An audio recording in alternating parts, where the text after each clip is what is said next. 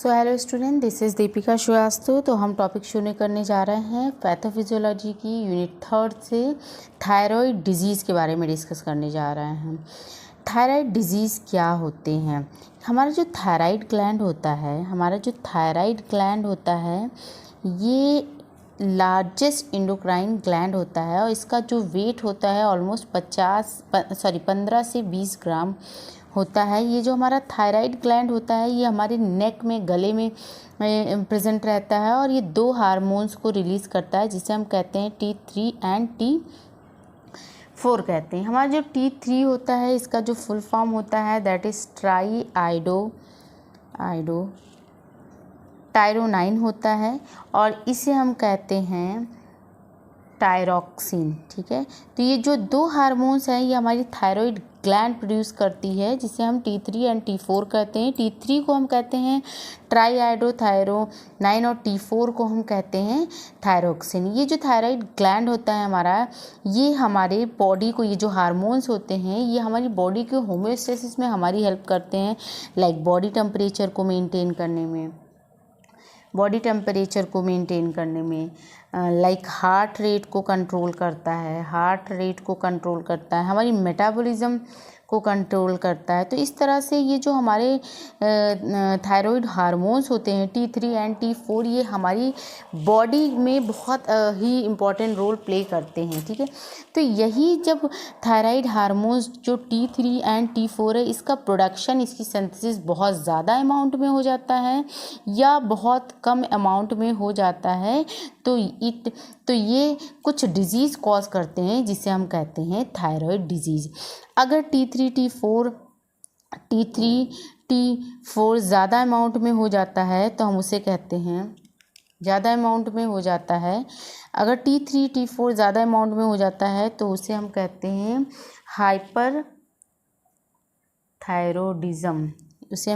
Hyperthyroidism, और यही जब कम अमाउंट में होता है तो हम इसे कहते हैं हाइपोथायरॉयडिज्म। हाइपरथायरॉयडिज्म की वजह से जो डिजीज़ होता है उसे हम कहते हैं ग्रेव्स डिजीज़ कहते हैं, और हाइपो की वजह से जो होता है उसे हम कहते हैं हाशिमोटो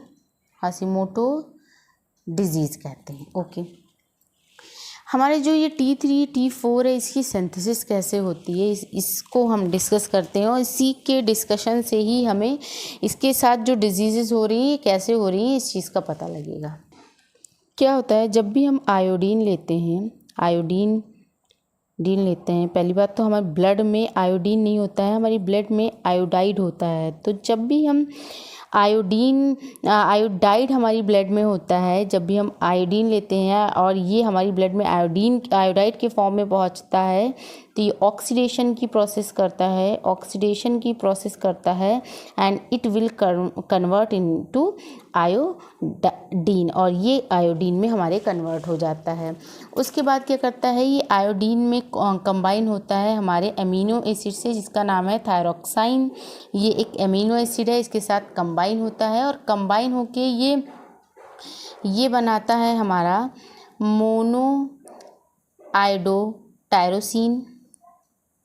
टायरोसिन बनाता है जिसे हम कहते हैं MIT, और ये बनाता है हमारा टायरोसिन जिसे हम कहते हैं DIT। तो क्या होता है कि जब भी हम आयोडीन लेते हैं तो आयोडीन हमारे ब्लड में आयोडाइड के फॉर्म में जाता है, ऑक्सीडेशन की प्रक्रिया होती है और यह आयोडीन में कन्वर्ट होता है। उसके बाद ये कंबाइन करता है हमारे अमीनो एसिड से जिसका नाम होता है टायरोक्सिन, और फिर ये प्रोड्यूस करता है मोनोआयोडोटायरोसिन और डाईआयोडोटायरोसिन। जब दो DIT कंबाइन होते हैं तो हमारा T4 बनता है जिसमें हमारे 4 आयोडीन होते हैं। ओके, और जब एक MIT प्लस एक DIT कंबाइन होते हैं तो हमारा T3 होता है, इसमें हमारा 3 आयोडीन होता है। इसमें हमारा 3 आयोडीन होता है। और ये जो प्रोसेस है हमारी, ये जो T3 एंड T4 बना है, ये हमारे ल्यूमन में बनता है, ये हमारे ल्यूमन में बनता है, ये हमारे ब्लड में नहीं बनता है। तो अब क्या है, ये स्टोर हो गया है हमारे ल्यूमन में, अब इसको सिक्रीट होना है हमारे ब्लड में। जब तक ये हमारे ब्लड में नहीं सिक्रीट होगा तब तक ये एक्शन नहीं प्रोड्यूस कर पाएगा। तो क्या होता है, हाइपोथैलेमस जो हमारे थायराइड ग्लैंड को कंट्रोल करता है, हाइपोथैलेमस क्या करता है, हाइपोथैलेमस से हमारा TRH thyroid releasing hormones release होता है। ये क्या करता है, हमारे पिट्यूटरी ग्लैंड पे एक्ट करता है और क्या रिलीज़ करता है, TSH थायराइड स्टिमुलेटिंग हार्मोन्स को रिलीज़ करता है। ये थायराइड स्टिमुलेटिंग हार्मोन्स हमारे नेक में, हमारे गले में क्या होता है, कुछ इस तरह का थायराइड ग्लैंड हमारा रहता है बटरफ्लाई स्ट्रक्चर में, और इसमें हमारी ये सेल रहती हैं जिसे हम कहते हैं फॉलिकुलस सेल्स रहती हैं। तो ये जो TSH होता है, ये हमारे फॉलिकुलर सेल में, इसको जूम करते हैं फॉलिकुलर सेल को अपने, तो ये हमारी फॉलिकल सेल्स हैं, ये हमारी फॉलिकल सेल्स हैं। इसके सरफेस पे प्रेजेंट रहता है रिसेप्टर जिसे हम कहते हैं TSH रिसेप्टर। तो ये जो TSH हार्मोन्स जो है पिट्यूटरी ग्लैंड से रिलीज़ हुआ है, ये आके अपने रिसेप्टर पे बाइंड करेगा, ये आके अपने रिसेप्टर से बाइंड करेगा और फिर क्या होगा, T3 और T4 जो है ये ब्लड में रिलीज़ हो जाएगा। T3 और T4 जो है ये हमारी ब्लड में रिलीज़ हो जाएगा और अब ये अपना काम शुरू करेगा। ठीक है, तो क्या होता है कि T3 T4 कैसे रिलीज़ होता है, जब भी हम आयोडीन लेते हैं तो आयोडीन हमारे ब्लड में आयोडाइड के फॉर्म में जाता है, जिसका ऑक्सीडेशन होता है। ऑक्सीडेशन होने के बाद ये आयोडीन में कन्वर्ट होता है, फिर ये थायरॉक्साइन नाम के अमीनो एसिड से कंबाइन होता है और क्या होता है, ये मोनो आयोडोटायरोसिन बनाता है और डाई आयोडोटायरोसिन बनाता है। जब 2 DIT कंबाइन होते हैं तो T4 बनता है जिसमें 4 आयोडीन होता है, और जब एक MIT और एक DIT कंबाइन होते हैं तो T3 बनता है जिसमें 3 आयोडीन प्रेजेंट रहता है। और ये जो हमारा T3 और T4 बना है ये स्टोर होता है हमारे ल्यूमन में। अभी ये हमारे ब्लड में नहीं पहुंचा है, और जब तक ये हमारे ब्लड में नहीं पहुंचेगा तब तक ये एक्शन प्रोड्यूस नहीं करेगा। ठीक है, तो इसको ब्लड में पहुंचाने के लिए क्या होता है कि हमारी हाइपोथैलेमस जो है ये TRH को रिलीज़ करती है, जिसे हम कहते हैं थायरॉक्सिन रिलीजिंग हार्मोन्स, जो एक्ट करती है हमारी पिट्यूटरी ग्लैंड पे। और पिट्यूटरी ग्लैंड पे जैसे ये एक्ट करती है, पिट्यूटरी ग्लैंड हमारी TSH को स्टिमुलेट करती है, जिसका नाम है थायरॉक्सिन स्टिमुलेटिंग हार्मोन्स को स्टिमुलेट करती है। ये थायरॉक्सिन स्टिमुलेटिंग हार्मोन्स हमारी थायराइड ग्लैंड में मौजूद हमारी फॉलिकल सेल पे के सरफेस पे जो रिसेप्टर लगे रहते हैं उसे हम कहते हैं थायरॉक्सिन स्टिमुलेटिंग रिसेप्टर, जिस पे जाके ये क्या करती है, बाइंड करती है। और जैसे ही ये बाइंड करती है T3 और T4 का प्रोडक्शन रिलीज T3 T4 का रिलीज़ हमारे ब्लड में होता है और अब ये एक्शन को प्रोड्यूस करेगी। यहाँ देखा कि अगर T3 T4 ज़्यादा हो जाता है, इसका रिलीज़ ज़्यादा हो जाता है, तो जो डिज़ीज़ होती है उसे हम ग्रेव्स डिजीज़ कहते हैं। तो ज़्यादा कैसे होता है ये चीज़ हम देखते हैं। हाँ, जो हमारी ग्रेव्स डिजीज़ होती है, ये जो हमारी ग्रेव्स डिजीज़ होती है ये ऑटो इम्यून डिजीज़ होती है। ऑटो इम्यून डिजीज़ होती है। ऑटो इम्यून डिजीज़ का मतलब क्या होता है, ऑटो इम्यून डिजीज़ क्या होता है, हमारे बॉडी में क्या होती है, इम्यूनिटी होती है। इम्यूनिटी के लिए रिस्पॉन्सिबल कौन होता है, टी सेल और बी सेल हमारी रिस्पॉन्सिबल होती हैं। ये टी सेल बी सेल क्या करती हैं, कोई भी एंटीजन आता है तो उसको क्या करती हैं, किल करती हैं। और यही टी सेल बी सेल अगर किसी एंटीजन को ना किल करके अपने ही सेल को किल करने लगती हैं तो ऐसे डिजीज़ को हम क्या कहते हैं, ऑटो इम्यून डिजीज़। मतलब ये जो हमारी टी सेल और बी सेल थी जो अभी तक फॉरेन पार्टिकल से लड़ाई कर रही थी, उनको ख़त्म कर रही थी, अब ये क्या कर रही हैं, अपने ही सेल को डिस्ट्रॉय करना शुरू कर देती हैं। तो हमारा जो ग्रेव्स डिजीज़ होता है इसमें क्या होता है, T3 और T4 का प्रोडक्शन ज़्यादा, T3 और T4 का रिलीज़ हमारी बॉडी में, हमारे ब्लड में ज़्यादा हो जाता है। इसी को हम क्या कहते हैं, ग्रेव्स डिजीज़ कहते हैं। और ये हमारा आता है हाइपरथायराइडिज्म में। क्या तो ग्रेव्स डिजीज़ में क्या होता है कि जो हमारी बॉडी होती है ये फॉर्म करने लगती है ऑटो एंटीबॉडी। ये हमारी जो बॉडी होती है ये ऑटो एंटीबॉडी फॉर्म करने लगती है अगेंस्ट TSH रिसेप्टर के अगेन हमारी जो बॉडी होती है ये ऑटो एंटीबॉडी रिलीज़ करने लगती है, बनाना शुरू कर देती है TSH रिसेप्टर के अगेंस्ट में। तो क्या होगा कि हमारा ये जो फॉलिकल्स है इसके सरफेस पे,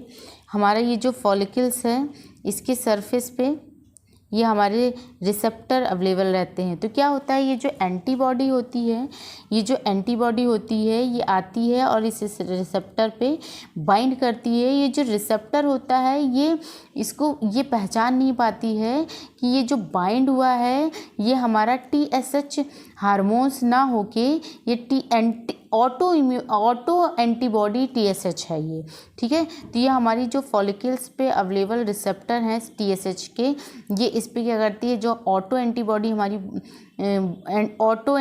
जो हमारी बॉडी फॉर्म करती है TSH के अगेंस्ट, ये बिल्कुल इसी की तरह होती है और इस पे क्या करती है, बाइंड करती है। तो जिसकी वजह से क्या होता है कि बहुत ही सारे जो है हमारे T3 और T4 सेल्स जो है ये रिलीज़ हो जाते हैं हमारे ब्लड में रिलीज़ हो जाते हैं, ठीक है। यहाँ पे क्या था कि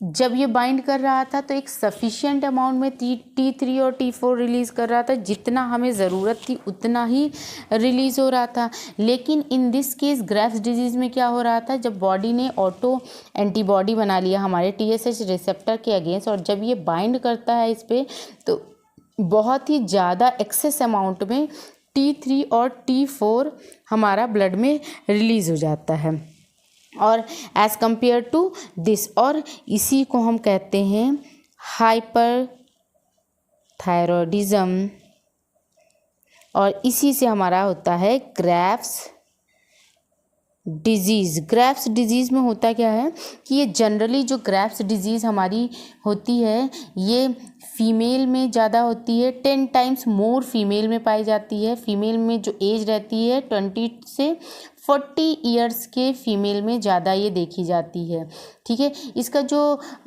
सिम्टम्स है वो क्या होता है, वेट लॉस हो जाना, और इसका जो सिम्टम्स है वो क्या होता है, वेट लॉस होता है, डायरिया हो जाता है, हमारी स्वेटिंग, बहुत ज़्यादा स्वेटिंग आने लगती है। मेन जो इसका सिम्टम्स है वो है कोचर साइन। इसका जो मेन सिम्टम्स है दैट इज़ कोचर्स साइन। इसमें क्या होता है कि जो आँखें होती हैं, जो आई होती है हमारी आई होती है जनरली, ठीक है, इस केस में अगर ग्रेव्स डिजीज़ होता है तो बहुत वो बड़ी बड़ी और डरावनी होने लगती हैं, ठीक है, उनकी पलकें ही जल्दी नहीं झपकती हैं। ये इसके सिम्टम्स है। तो हमने देखा। चलिए नेक्स्ट हम शुरू करते हैं हाशिमोटो डिजीज़। ये क्या होती है, जनरली हमारी फीमेल में पाई जाती है। ये डिजीज़ 10 टाइम्स मोर पाई जाती है, जेंट्स में भी पाई जाती है, मेल में भी पाई जाती है, लेकिन फ़ीमेल में ज़्यादा पाई जाती है। और फीमेल में पाई जाती है, उनकी एज जो होती है 40 to 65 ईयर की फीमेल्स में ये देखा गया है। 40 to 65 ईयर की फीमेल्स में ये देखा हो गया है। ये जो हमारा हाशिमोटो होता है ये भी ऑटो इम्यून डिजीज़ होता है, और ये क्या होता है, हाइपोथायराइडिज्म की वजह से होता है। इसमें क्या होता है हाइपो में कि हमारा जो T3 और T4 का प्रोडक्शन है, रिलीज़ है हमारे ब्लड में, वो कम होता है। ठीक है, हमारी जो ऑटो इम्यून डिजीज़ है, ठीक है, तो हमारी जो इम्यूनिटी होती है बॉडी में, उसके लिए रिस्पॉन्सिबल कौन होता है? टी सेल्स और बी सेल्स रिस्पॉन्सिबल होते हैं। टी सेल में भी दो तरह की होती है, CD4 एंड CD8। तो टी सेल कैसे वर्क करती है? डायरेक्टली जाती है और जो भी फॉरेन पार्टिकल्स है, जो भी एंटीजन है, उसको किल कर देती है।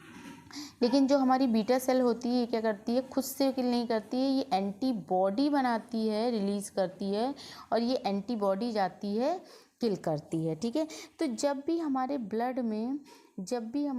में ये जो टी सेल या बी सेल है, ये जो हमारी टी सेल या बी सेल है, ये क्या होती हैं?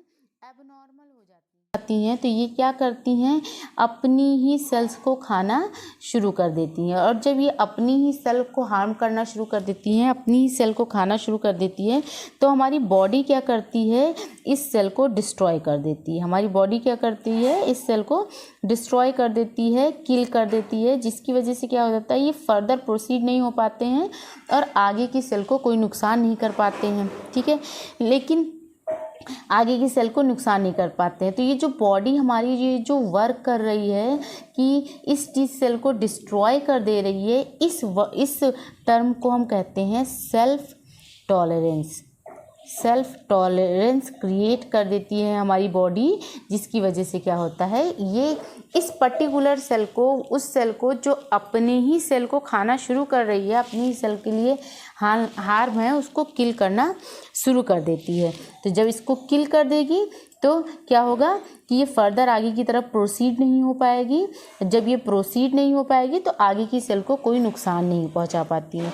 लेकिन इन हाशिमोटो डिजीज़ में क्या होता है कि ये जो सेल्फ टॉलरेंस की प्रोसेस है, ये ब्रेक डाउन हो जाती है। ये क्या हो जाती है? ब्रेक डाउन हो जाती है।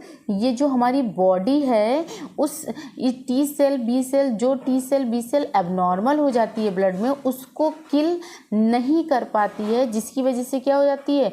ये सर्वाइव करने लगती है। ये करती है, सर्वाइव करने लगती है और आगे की तरफ बढ़ने लगती है और कई सारे टी सेल बी सेल को ख़राब करना शुरू कर देती है। इससे क्या होगा कि सारी जितनी हमारी इम्यूनिटी है, जो टी सेल बी सेल, वो सारी डिस्ट्रॉय होना शुरू हो जाती हैं। ठीक है, तो हाशिमोटो डिजीज़ में क्या होता है कि ये जो हमारी सेल्फ टॉलरेंस है, ये ब्रेक डाउन हो जाता है, जिसकी वजह से क्या हो जाता है?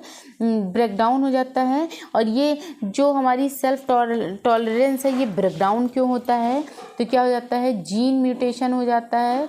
किसके जीन में म्यूटेशन? जीन म्यूटेशन हो जाता है। जीन म्यूटेशन हो जाता है। किसके जीन में म्यूटेशन हो जाता है? तो टी सेल की जीन में म्यूटेशन हो जाता है। और टी सेल की जीन म्यूटेशन का जो नाम है, जो जीन म्यूटेट करती है, दैट इज TCTLA4 होता है एंड PTPN22 होते हैं। ये दो जीन होती हैं जो हमारी टी सेल्स के जीन होती हैं, इनमें म्यूटेशंस आ जाती हैं।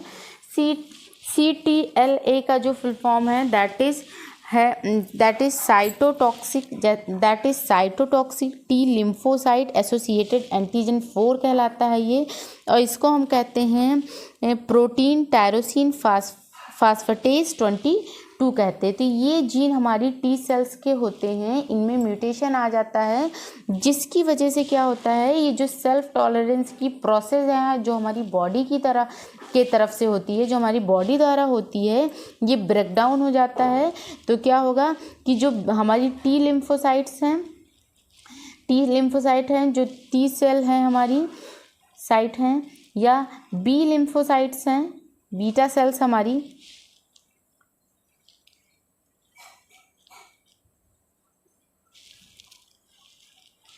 ये जो हमारी टी लिम्फोसाइट्स हैं, ठीक है, ये जो हमारी टी लिम्फोसाइट्स हैं या बीटा लिम्फोसाइट्स हैं, ये क्या करेंगी? सर्वाइव करना शुरू कर देंगी। ठीक है, और ये क्या हो जाएंगी? सर्वाइव करना शुरू कर देंगी और ये जाएंगी और क्या करेंगी? हमारी जो फॉलिकुलर सेल है, हमारी जो फॉलिकुलर सेल है, फॉलिकुलर सेल हमारी कहाँ है, हमारे थायराइड ग्लैंड में, जो क्या कर रही है, हमारी T3 और T4 को रिलीज़ कर रही है। तो हमारी फॉलिकुलर सेल को ही ये क्या करेगी, डिस्ट्रॉय कर देगी। जब हमारी फॉलिकुलर सेल को डिस्ट्रॉय कर देगी तो क्या होगी, T3 और T4 के प्रोडक्शन में रिडक्शन आ जाएगा। ये हमारा ब्लड में प्रोड्यूस ही नहीं हो पाएगा, ब्लड में रिलीज़ ही नहीं हो पाएगा, और उसे हम कहते हैं हॉशिमोटो डिजीज़। उसे हम क्या कहते हैं, हॉशिमोटो डिजीज़। तो हॉशिमोटो डिजीज़ क्या होता है, ये ऑटो इम्यून डिजीज़ होता है।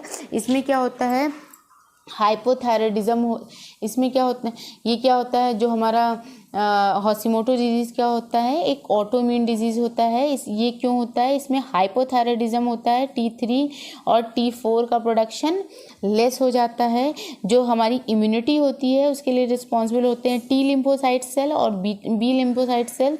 T लिम्फोसाइट क्या करती है, डायरेक्ट जाके किल करती है वायरस को, और बी लिम्फोसाइट कैसे काम करती है, ये एंटीबॉडी बनाती है और फिर किल करती है।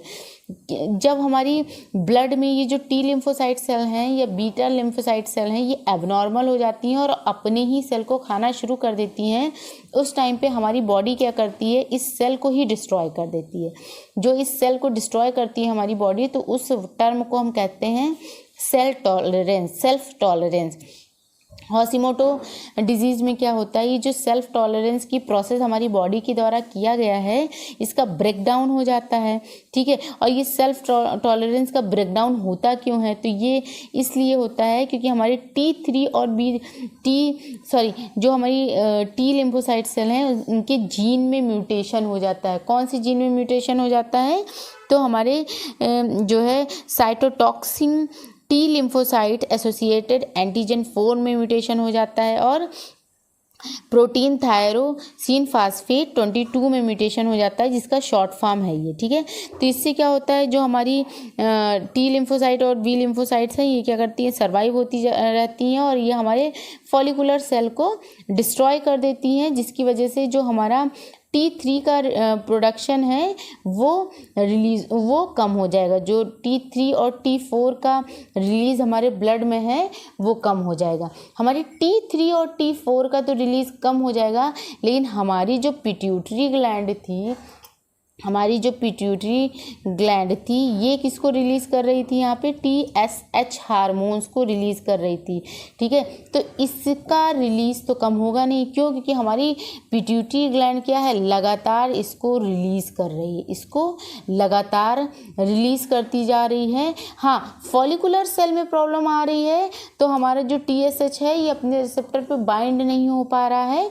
तो क्या हो रहा है, क्यों नहीं बाइंड हो पा रहा है, क्योंकि हमारी फॉलिकुलर सेल जो है वो डिस्ट्रॉय होती जा रही हैं, ठीक है। वो क्या हो रही, किल हो रही हैं, ठीक है, वो डिस्ट्रॉय होती जा रही हैं। तो जिसकी वजह से क्या हो रहा है, T3 और T4 का प्रोडक्शन कम हो रहा है, लेकिन हमारी पिट्यूटरी तो कंटिन्यू TSH को रिलीज़ कर रही है। तो क्या होगा, ये TSH हमारा जो है, ये हमारी जो ये बटरफ्लाई लाइक थायराइड ग्लैंड है, इसमें क्या हो जाएगी, एक्यूमुलेट होती रहेगी। इसमें क्या होगी, एक्यूमुलेट होती रहेगी, और एक्यूमुलेट होके ये क्या करेगी, एक बड़ा सा आकार बना लेगी। इसी को हम कहते हैं ग्वाइटर। क्या कहते हैं, ग्वाइटर। इसी को हम कहते हैं ग्वाइटर, और आपने हिंदी में सुना होगा घींघा। इसी को हम कहते हैं ग्वाइटर। क्या होता है, घींघा, गले में एक बड़ा सा स्वेलिंग हो जाता है। थायराइड ग्लैंड में क्या हो जाता है, थायराइड ग्लैंड हमारी क्या हो जाती है, इंक्रीज़ कर जाती है ना। थायराइड ग्लैंड का जो साइज हमारे है वो इंक्रीज़ कर जाता है। तो थायराइड ग्लैंड का साइज हमारे क्यों इंक्रीज़ कर जाता है, बिकॉज ऑफ द हाइपोथायराइडिज्म की वजह से हो जाता है, जिसमें ये मैकेनिज्म आप लिख सकते हैं। ओके, तो हमने देखा कि थायराइड डिजीज़ में हमारे 3 डिजीज़ आ रहे हैं। सबसे पहला डिजीज़ जो हमारा आ रहा है दैट इज़ ग्रेव्स डिजीज़, दूसरा हमारा जो आ रहा है हॉशिमोटो, और तीसरा हमारा ग्वाइटर डिजीज़ आ रहा है। चलिए हम नोट्स की तरफ बढ़ते हैं, नोट्स भी एक बार देख लेते हैं, और क्या क्या क्वेश्चंस आए हैं इसमें वो भी देख लेते हैं। हॉशिमोटोज डिजीज़ के जो सिम्टम्स होते हैं, इसमें क्या होता है कि हॉशिमोटोज डिजीज़ में हमारी ड्राइनेस हो जाने लगती है, रफनेस आने लगती है, और हेयर लॉस होने लगता है, मसल्स वीकनेस होने लगती है, जॉइंट स्टिफनेस होने लगती है, सेंसिटिविटी टू कोल्ड से सेंसिटिविटी हो जाए। ये सारे सिम्टम्स हमारे हॉशिमोटोज डिजीज़ के हैं। तो आई होप आपको ये समझ में आ गया होगा। अब हम नोट्स भी देख लेते हैं, हम नोट्स देख लेते हैं कि उसमें क्या लिखा है, मैंने कैसे पैथोजेनेसिस लिखा है और वो क्वेश्चंस कैसे कैसे आ रहे हैं। चलिए, ये थायराइड डिजीज़ है। थायराइड लिखा है, सबसे पहला point, thyroid gland is the largest endocrine gland with weight of 50 to 20 gram. Thyroid gland जो होता है ये लार्जेस्ट इंडोक्राइन ग्लैंड होता है जिसका वेट होता है 50 से 20 ग्राम। ये जो है सिंथेसाइज करती है T3 और T4 हार्मोन्स को। ये जो हार्मोन्स होते हैं ये हेल्प करते हैं हमारे बॉडी टेम्परेचर को रेगुलेट करने में, हमारे हार्ट रेट को कंट्रोल करने में, हमारे मेटाबॉलिज्म को कंट्रोल करने में।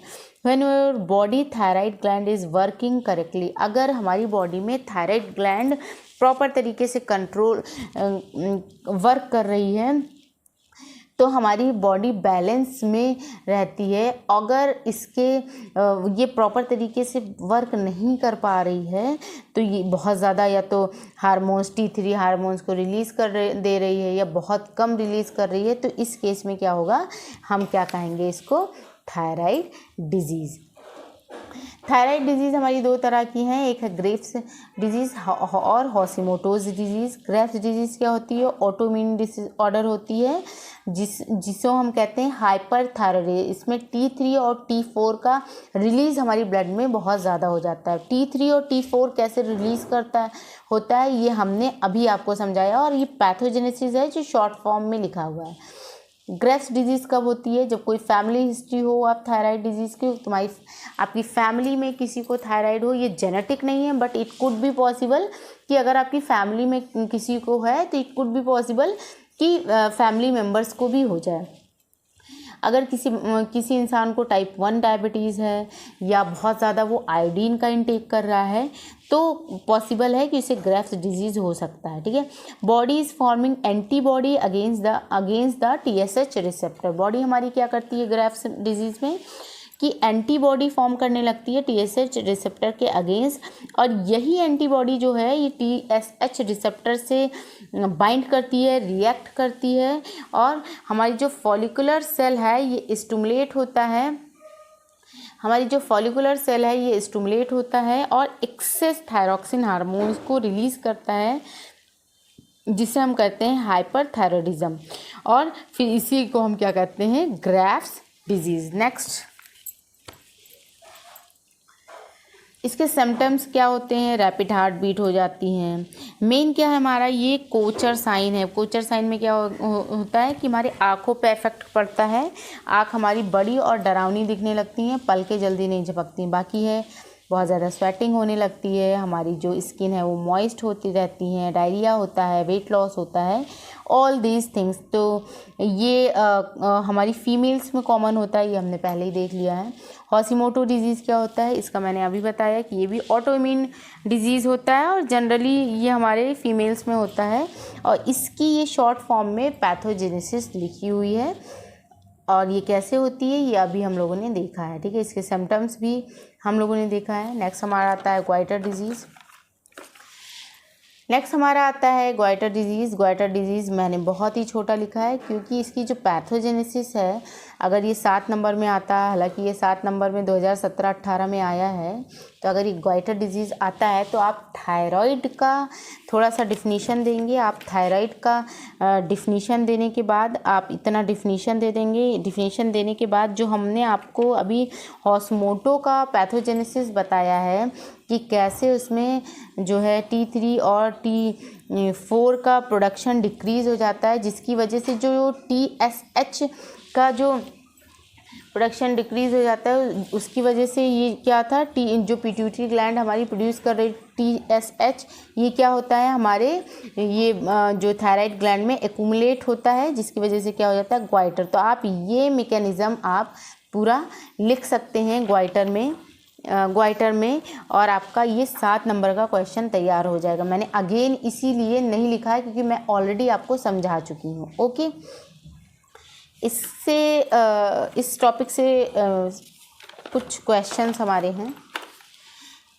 इस टॉपिक से कुछ क्वेश्चंस जो प्रीवियस ईयर में देखा गया है वो है कुछ इस तरह से कि right a note on goitre 7 number में आया है 2017-18 में, तो आपको इसका आंसर इसमें मिल जाएगा। ठीक है, give a short note on hypothyroidism and possible reasons for its development. कैसे होता है हाइपोथायराइडिज्म और इसके क्या पॉसिबल रीजंस है, ये 2 नंबर में आया है 2018-19 में। तो ये भी मैंने आपको बता दिया है कि वो जो छोटी सी मैकेनिज्म है हाइपोथायराइडिज्म की, वो आप 2 नंबर में लिख सकते हैं। बाकी गोइटर भी इम्पॉर्टेंट है और क्वेश्चन करके आ सकता है कि right a short note on thyroid disease and write what is the hypothyroidism, what is the hyperthyroidism या what is the Graves disease, pathogenesis of Graves disease. ये सारे क्वेश्चन पॉसिबिलिटीज़ है कि इस टॉपिक से आ जाए। आपको इसके नोट्स जो हैं वो डिस्क्रिप्शन बॉक्स में मिल जाएंगे, आप वहाँ से डाउनलोड कर सकते हैं। अगर इसमें कुछ भी नहीं समझ में आया तो आप कमेंट बॉक्स में कमेंट करके पूछ सकते हैं। Thank you so much.